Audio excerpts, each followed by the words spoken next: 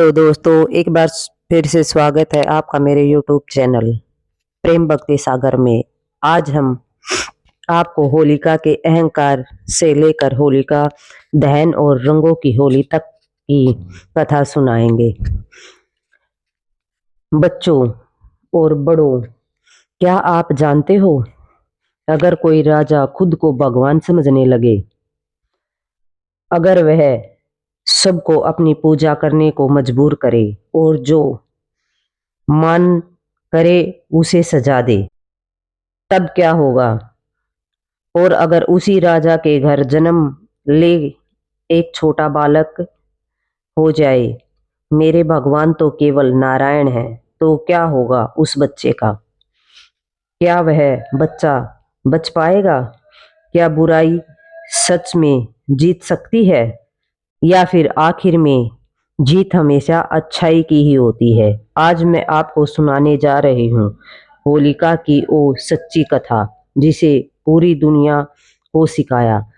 भक्ति सबसे बड़ी ताकत है, अहंकार का अंत निश्चित है और सत्य की जीत तय है। तो शुरू करते हैं हम अपनी कथा। बहुत प्राचीन काल में धरती पर एक भयानक राक्षस राजा का राज था, हिरण्यकश्यप। उसका नाम सुनते ही लोग कांप उठते थे। राज्य में हर तरफ डर का माहौल था। मंदिर बंद करवा दिए गए थे, भगवान का नाम लेना मना था, जो पूजा करते थे उसे सजा मिलती थी। राजा रोज सिंहासन पर बैठकर कहता, मैं ही भगवान हूँ, सिर्फ मेरी पूजा होगी। समय बीतता गया और उनके घर जन्म हुआ एक प्यारे से बालक का, जिसका नाम प्रहलाद था। जन्म से ही शांत, सरल और भगवान में लीन। जब दूसरे बच्चे खिलौनों से खेलते थे, प्रहलाद भगवान का नाम जपता था, नारायण नारायण। माता पिता भी हैरान थे। गुरुकुल में भी गुरुजी बोले, राजा जी की जय बोलो। प्रहलाद बोला, नहीं, भगवान की जय बोलूंगा। जब राजा को पता चला, वह गुस्से में लाल हो गया। मेरा बेटा मेरी बात नहीं मानेगा। उसने प्रहलाद को गोद में उठाया और पूछा, बताओ सबसे बड़ा कौन? प्रहलाद मुस्कुराया, भगवान विष्णु। बस राजा का क्रोध आसमान छू गया। अब शुरू हुआ अत्याचार। सैनिकों ने समुद्र में फेंका, लेकिन लहरों ने किनारे पहुंचा दिया। हाथियों के पास गए, शांत होकर बैठ गए। सांप से डसवाना, सांप ने काटा नहीं, पहाड़ से गिराना, देवदूतों ने बचा लिया। हर बार प्रहलाद बच जाता। वह कहता, पिताजी भगवान हर जगह हैं। होलिका का प्रवेश। राजा की बहन थी होलिका, घमंडी, क्रूर और शक्तिशाली। उसे वरदान मिला था, आग उसे नहीं जला सकती। वह हंसकर बोली, भैया मैं इस बच्चे को जिंदा ही जला दूंगी। भैया ये बच्चा बहुत जिद्दी है, इसे मैं ही खत्म कर दूंगी। रात का समय था। पूरा राज्य जब लड़कियों का विशाल ढेर, लकड़ियों का विशाल ढेर था। आकाश में चांद, हवा तेज, ढोल नगाड़े। होलिका लाल वस्त्र पहनकर आई, गोद में प्रहलाद।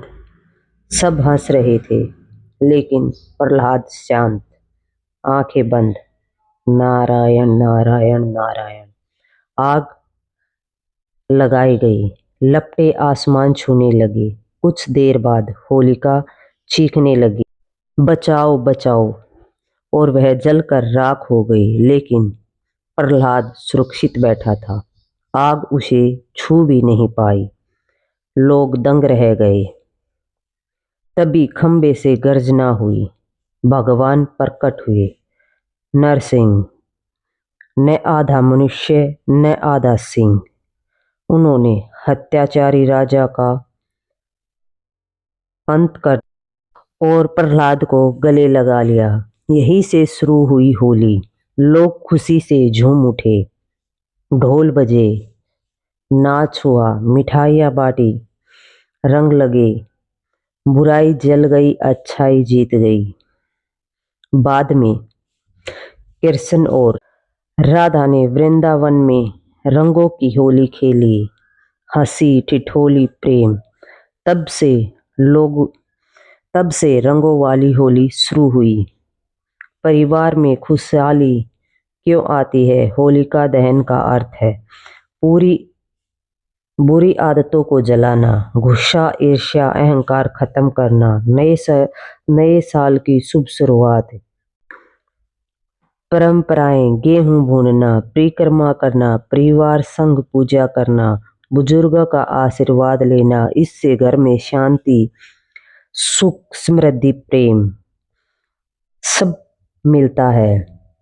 बच्चों, जब भी होलिका जले सोचना, आज जल रही है मेरी बुरी आदत, आज खत्म हो रहा है मेरा और जन्म ले रहा है नया प्यार। यही है होलिका का असली संदेश। बुराई चाहे कितनी भी बड़ी हो, जीत हमेशा सच्चाई की होती है। तो इस प्रकार मनाई जाती है हमारी होली। यह है हमारी होली का महत्व।